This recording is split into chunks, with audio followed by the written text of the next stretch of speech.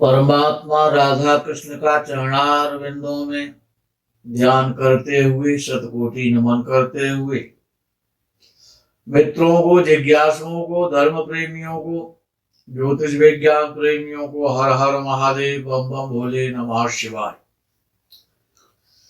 मित्रों, बड़ा पावन मास चल रहा है। ऋतुओं का राजा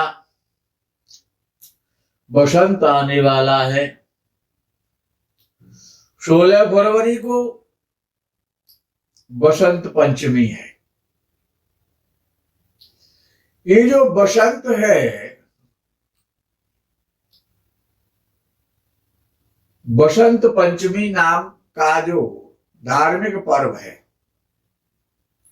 ये ज्ञान का पर्व है, भक्ति का पर्व है और सरस्वती देवी का पर्व है। यहां पर जो शिक्षा का अध्ययन कर रहे हैं, जो कंपटीशन दे रहे हैं, जिनको कंपटीशन देना है, जिनको उच्च शिक्षा की कामना है, जो पढ़ रहे हैं या जिनके बच्चे पढ़ रहे हैं, यानी ये जो ज्ञान का पर्व है, ये वर्ष में एक बार आता है। पंचमी मास में 2 बार आती है, लेकिन ये जो ज्ञान का पर्व है, बड़ा विशिष्ट पर्व है। भगवान श्री कृष्ण का पर्व है। श्री कृष्ण कर्म योग, ज्ञान योग, ये जो योग है, इन सब योगों के योगी राज कहलाते हैं। इसीलिए उनको योगी राज कहा गया है। सारे योगों की उत्पत्ति, सारे योगों का संसार में प्रचलन भगवान श्री कृष्ण के द्वारा होता है। भगवान, ये जो बसंत है, यद्यपि कामदेव का पर्व भी इसको माना जाता है। रति के पति का कामदेव और रति का ये पर्व है। बसंत ऋतु बसंत पंचमी से प्रारंभ उसका माना जाता है।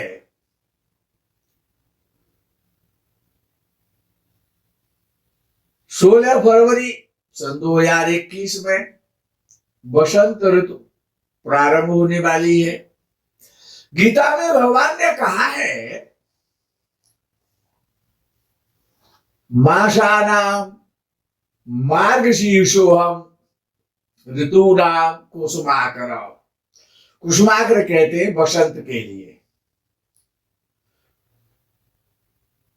यहां पर बड़ा श्रेष्ठ विधान है कि जो पीत पुष्प होते हैं, सरसों के जो पीले फूल होते हैं, उनसे सरस्वती की साधना करनी चाहिए, वंदना करनी चाहिए। ये ज्ञान का पर्व है, धार्मिक पर्व है। भगवान ने कहा कि ऋतु नाम कुसुमाकर, हे अर्जुन, मैं ऋतुओं में कुसुमाकर हूं, यानी बसंत हूं। तो इसीलिए भगवान श्री कृष्ण का पर्व भी है। वृंदावन धाम में यह पर्व बड़ा उत्सव, पर्व का जो उत्सव है, बसंत का जो पर्व है, बड़े धूमधाम से मनाया जाता है। जो वृंदावन श्री धाम भगवान श्री कृष्णचंद्र की लीला भूमि है, जन्मभूमि भी है और लीला भूमि भी है। बड़ी पावन भूमि है। तो यहाँ तो ये पर्व बड़ा बहुत उत्साह के उल्लास के साथ मनाया जाता है। भगवान ने कहा है कि वृहत साम तथा सामनाम गायत्री छंदसामहम। भगवान श्री कृष्ण ने गीता जी में कहा है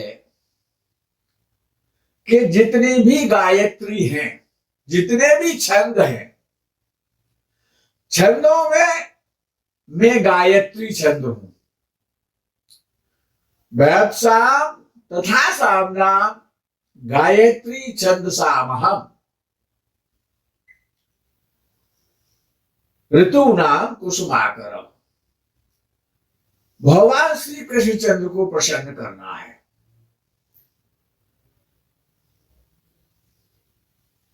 ये जो पावन पर्व है बसंत पंचमी का, इस दिन सभी को ज्ञान की पूजा करनी चाहिए, सरस्वती देवी की पूजा करनी चाहिए। अक्षरों में जो ओंकार शब्द है, जो एक अक्षर है, यहां से ओंकार से ही समस्त ज्ञान की उत्पत्ति होती है। समस्त शब्दों की, अक्षरों की उत्पत्ति ओंकार से होती है। सूर्य के द्वारा ओंकार की उत्पत्ति होती है। भगवान भास्कर सूर्य देव के द्वारा उनकी जो गति है वो बड़ी अगम्य और ज्ञानमय गति है। उनकी गति से ओंकार शब्द की ध्वनि, शब्द की उत्पत्ति होती है। इसीलिए यहाँ पर पंच ओंकार का पूजन करना चाहिए, पंच ओंकार की साधना करनी चाहिए। भगवान ने गीता जी में कहा है, 10वें अध्याय में आता है ये सब। महर्षि नाम भृगुरहम गिरामश्मीकम अक्षरम। ऋषियों में भगवान कहते हैं कि मैं भृगु ऋषि हूं। और गिरामश्मीकम अक्षरम, गिरा कहते हैं वाणी के लिए, सरस्वती के लिए। जो सरस्वती के जो उपासक हैं, जो ज्ञान के उपासक हैं, गिरा कहते हैं वाणी के लिए। भगवान शंकर साक्षात गिरा ज्ञान गोतीत, वो तो साक्षात ज्ञान के स्वरूप है। उनको गिरा ज्ञान गोतीत कहा जाता है। गिरामश्मीकम अक्षरम, भगवान कृष्ण कहते हैं गीता जी में 10वें अध्याय में, गिरा अश्मी एकम अक्षरम, मैं वाणी में ओंकार हूं, एक अक्षर ओंकार हूं। तो यहां पर यदि जिनको ज्ञान की कामना है संसार में, अच्छा ज्ञान के बिना तो कुछ भी नहीं है। स्वदेशो पूजित राजा, विद्वान सर्वत्र पूज्य थे। विद्वान तो देश में रहे या विदेश में रहे, कहीं भी चला जा वहीं उसकी पूजा होती है, वहीं उसका सम्मान होता है। और कितना ही बड़ा राजा क्यों न हो, उसकी तो अपने राज्य में पूजा हो सकती है। दूसरे राज्य में उसकी क्या साधना होगी, कौन उसको मानेगा। इसलिए ज्ञान सबसे बड़ा है। तो ज्ञान की साधना का दिवस है, ओंकार की साधना करनी चाहिए। सरसों के पीले पुष्पों से ओंकार की साधना करनी चाहिए। पंच मकार है, पंच ओंकारों की साधना करनी चाहिए। जिस प्रकार भगवान कहते हैं यज्ञानाम जप यज्ञोस्मि, जितने प्रकार के यज्ञ हैं, जिसमें अश्वमेध यज्ञ है, वाजपेयी यज्ञ है, गोमेध यज्ञ है, सप्तचंडी यज्ञ है, रुद्र महायज्ञ है, विष्णु महायज्ञ है। भगवान कहते हैं यज्ञानाम जप यज्ञोस्मि, ये जितने भी प्रकार के यज्ञ हैं इसमें मैं जप नाम का यज्ञ हूं, जो जप किया जाता है वो सबसे बड़ा यज्ञ है। जो जप किया जाता है मंत्र का, जैसे हरे रामा हरे कृष्णा वाले जो इस्कॉन वाले होते हैं, वो इस महामंत्र का और जप करते रहते हैं। हरे रामा हरे कृष्णा हरे रामा हरे कृष्णा, हरे राम हरे कृष्णा कृष्ण कृष्ण हरे हरे, हरे राम राम राम हरे हरे। ये जो कृष्ण मंत्र है इसका वो जप करते रहते हैं, क्योंकि वो गीता पर चलने वाले लोग हैं। इसीलिए स्थावराणाम हिमालय। अच्छा, यदि किसी का केतु खराब हो जाए, अगर केतु अच्छा फल नहीं दे रहा, केतु पीड़ित कर रहा है। अच्छा, केतु ये तीसरे भाव में चल रहा है तो बहुत अच्छा फल देता है, छठवें भाव में चल रहा है तो बहुत अच्छा फल देता है, और 11वें और 10वें भाव में होता है तो बहुत अच्छा फल देता है। अच्छा, किसी का केतु खराब है, नीच राशि का, या पीड़ित हो रहा है, या लगन में बैठा हुआ है, या चतुर्थ भाव में बैठा हुआ है, किसी भी भाव में केतु बैठ जाए अच्छा फल दे ही नहीं सकता। तीसरे, छठवें और 10वें और 11वें भाव में केतु हमेशा बहुत सुंदर श्रेष्ठ फल देता है। तो जिनका केतु इस समय उच्च राशि का तीसरे, छठवें, 10वें या 11वें भाव में चल रहा है, वहां पर वो बहुत श्रेष्ठ फल देने वाला है। यदि किसी का केतु खराब है तो कितना सुंदर उपाय लिखा है। ये गोस्वामी जो तुलसीदास जी जो थे, बड़े अच्छे विद्वान तो थे, ये तो निर्विरोध है, उन्होंने तमाम काव्यों की रचना की है। रामायण जैसा पावन पवित्र ग्रंथ लिखा है जिन्होंने, वो ज्योतिष के भी बहुत अच्छे विद्वान थे। जब जनकपुर में जब शिव जी का धनुष भंग किया श्री राम जी ने सीता स्वयंवर में, तो तेहे अवसर सुन शिव धनु भंगा, आयो भ्रवकुल कमल पतंगा। भ्रवकुल, भगवान ने कहा कि महर्षि नाम भ्रवुरहम्, महर्षियों में मैं भृगु ऋषि हूं। तो ये जो भगवान परशुराम हैं, ये भी भृगुकुल में उत्पन्न हुए हैं। उनका कुल जो है वो भृगु वंश है, भृगुकुल कहलाता है, वो भृगुवंशी कहलाते हैं, भार्गव कहलाते हैं। तो ये तेहि अवसर शिव सुन शिव धनु भंगा, और आयो भ्रवकुल कमल पतंगा।